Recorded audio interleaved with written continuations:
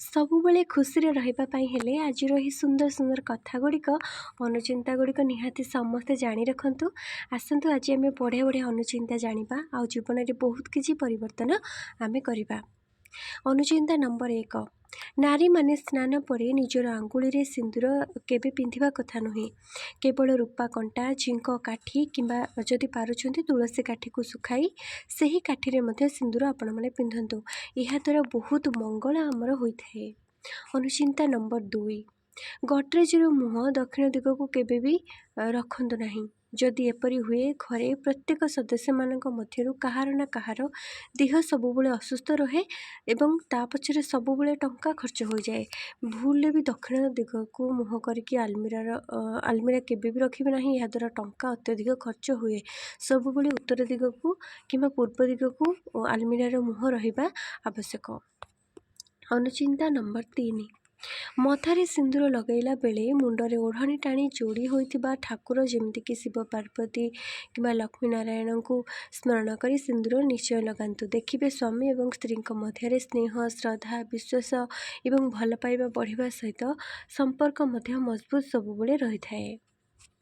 ଅନୁଚିନ୍ତା number 4, ଯଦି ରାସ୍ତାରେ ଯାଉଥିବା ସମୟରେ ପଇସା ପଡ଼ିଥିବାର ଆପଣମାନେ ଦେଖନ୍ତି ବା ଆପଣଙ୍କୁ ପଇସା ମିଳେ, ତେବେ ତାକୁ ହଳଦୀ ପାଣିରେ ଧୋଇକି ପୂଜା ହେଉଥିବା ସ୍ଥାନରେ ରଖିବା ଦ୍ୱାରା ମଙ୍ଗଳକାରୀ ହୋଇଥାଏ। କିମ୍ବା ଆପଣମାନେ ମନ୍ଦିରରେ ଯାଇକି ସେହି ପଇସାକୁ ଦାନ ବାକ୍ସରେ ପକାଇଦେବା ଉଚିତ। ଏହାଦ୍ୱାରା ମା ଲକ୍ଷ୍ମୀଙ୍କର ଅଶେଷ କୃପା ମିଳିଥାଏ।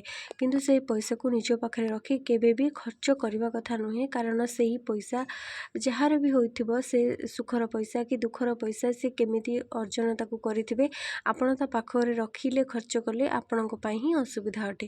ସେଥିପାଇଁ ମନ୍ଦିରରେ ଦେଇଦେବେ, ନହେଲେ ପୂଜା ସ୍ଥାନରେ ରଖି ପୂଜା କରିପାରିବେ। ଅନୁଚିନ୍ତା ନମ୍ବର 5, ଏପର୍ଯ୍ୟନ୍ତ ଯେଉଁମାନଙ୍କୁ ଭିଡ଼ିଓଟି ଭଲ ଲାଗୁଛି, କିଛି ଶିଖିବାକୁ ମିଳୁଛି, ନିହାତି କମେଣ୍ଟରେ ଯେଉଁମାନେ ଏପର୍ଯ୍ୟନ୍ତ ଜୟ ମା ଲକ୍ଷ୍ମୀ ଲେଖି ନାହାନ୍ତି ସମସ୍ତେ ଲେଖନ୍ତୁ ଏବଂ ଭିଡ଼ିଓକୁ ନିହାତି ଗୋଟିଏ ଛୋଟିଆ ଲାଇକ୍ ମଧ୍ୟ କରନ୍ତୁ।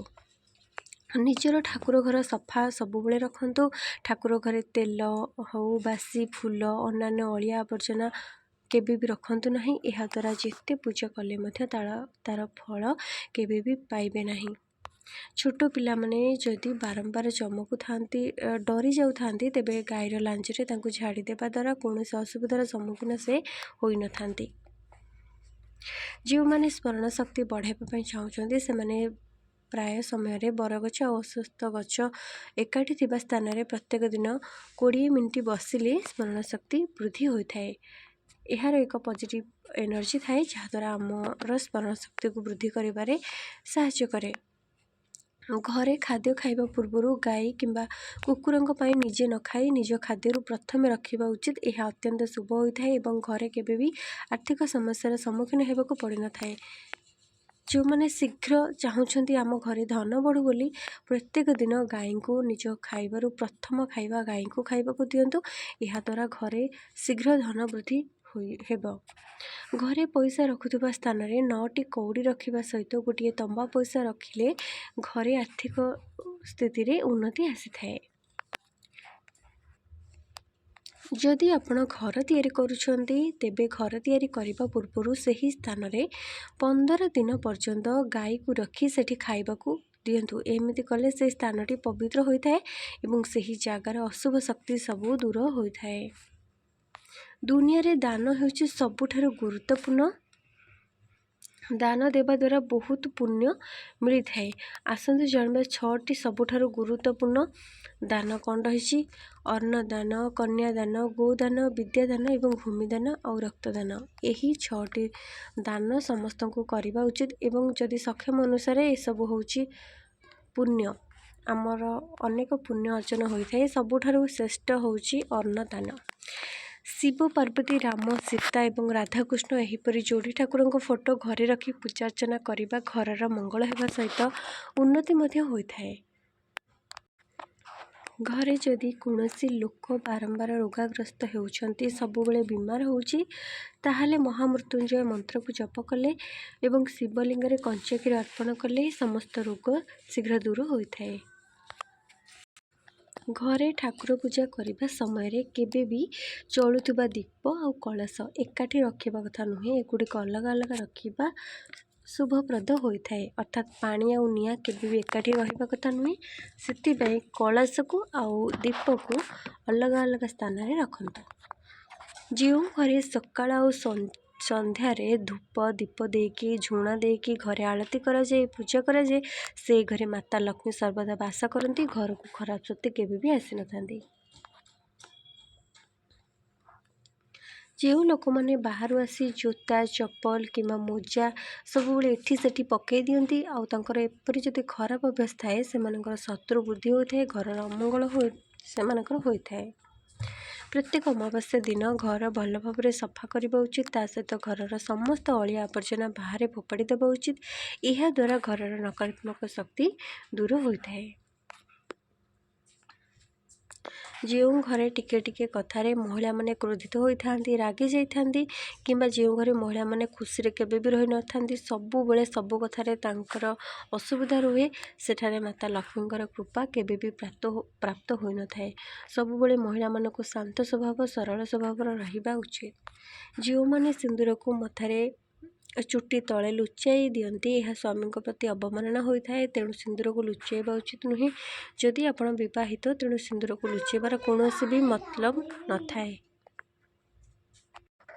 कहार घर किंबा चौर प्रतिष्ठार जदि कौड़ी किंबा पैसा पाती ताकू आनी आपण पैसा रखिबा स्थान रे रखंतु।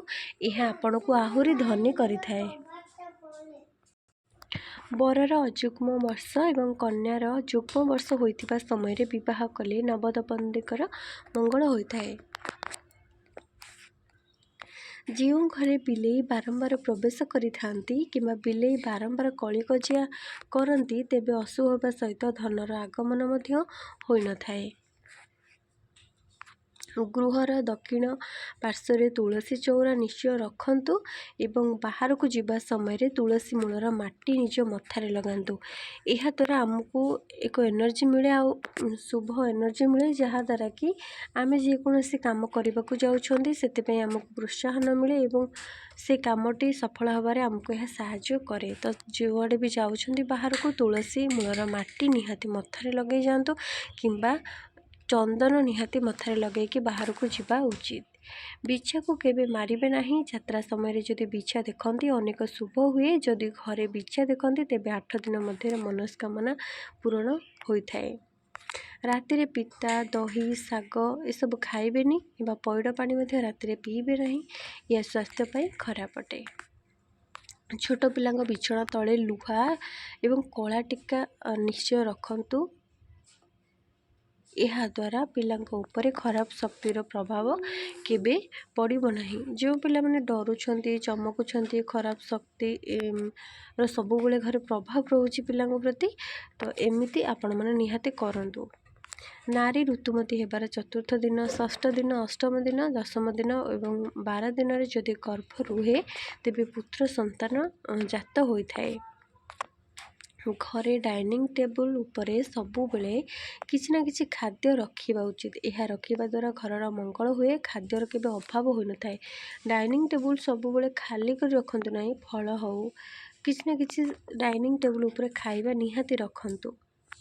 आपण माने जदि महाभारत युद्धर फोटो नटराज मूर्ति बुड़ी जाइथिबा नौका किंबा जहाज झरणा एवं हिंस्र जंगली पशु इत्यादि चित्र घरे लगाउछंदी ताहले घर को नकारात्मक शक्ति प्रवेश करे एवं सुख समृद्धि रे बाधा उत्पन्न होता है। ये सब चित्र घरे केबे भी रखंतुनी। ड्रेसिंग टेबल को सबु बेले शोइबा घरे उत्तर किंबा पूर्व दिगरे रखिबा कथा। ता सहित शोइबा समय दर्पण को सबु बेले घोड़े की रखिबा उचित।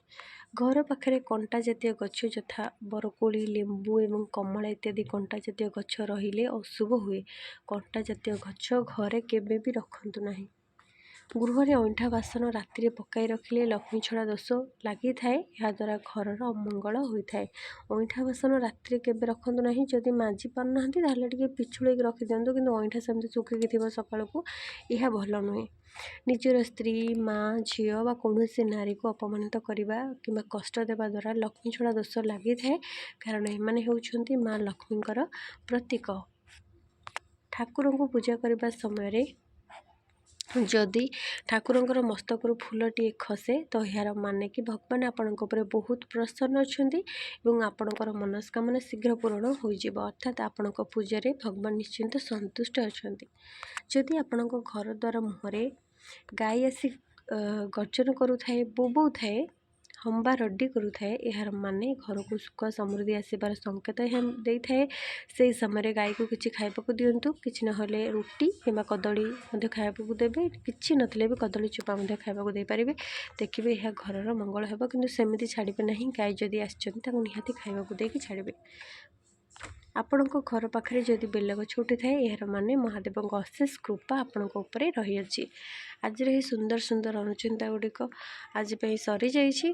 ଆଶା କରୁଛି ଆପଣମାନଙ୍କୁ ଏହି ଅନୁଚିନ୍ତା ଗୁଡ଼ିକ ବହୁତ ଭଲ ଲାଗିଥିବ ଆଉ ନିଶ୍ଚୟ କିଛି ଶିଖିବାକୁ ମଧ୍ୟ ମିଳିଥିବ। ଯେଉଁମାନଙ୍କୁ ଆଜିର ଏହି ଅନୁଚିନ୍ତା ଗୁଡ଼ିକ ଭଲ ଲାଗିଲା ଏବଂ କିଛି ଶିଖିବାକୁ ଆପଣ ପାଇଲେ, ତାହେଲେ ନିହାତି କମେଣ୍ଟରେ ଜୟ ମା ଲକ୍ଷ୍ମୀ ସମସ୍ତେ ଲେଖନ୍ତୁ।